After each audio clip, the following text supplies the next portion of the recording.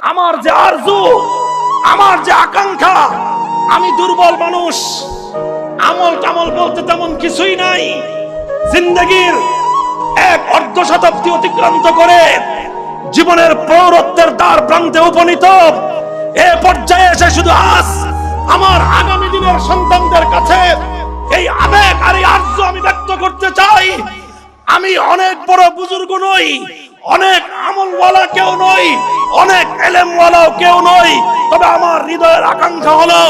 আমার নাম যুগের ওই সমস্ত আলেমদের কাতারে লিপিবদ্ধ হয়ে যাক, যে কাতারে ইমামে আজম আবু হানিফার নাম ছিল, যে কাতারে ইমামে মালিকের নাম রয়েছে, যে কাতারে ইমাম আহমদ ইবনে হাম্বলের নাম রয়েছে, যে কাতারে ইমামে বুখারীর নাম রয়েছে, যে কাতারে সুফিয়ানে সাউরীর নাম রয়েছে, যে কাতারে ইবনে তাইমিয়ার নাম রয়েছে, যে কাতারে শাইখুল হিন্দ মাহমুদ হাসান দেওবন্দির নাম রয়েছে, যে কাতারে শাইখুল ইসলাম হুসাইন আহমদ মাদানির নাম রয়েছে, যেখানে শাইখুল হাদিস আল্লামা আজিজুল হকের নাম রয়েছে, যেখানে শাইখুল হাদিস আল্লামা জুনায়েদ বাবু নগরের নাম রয়েছে,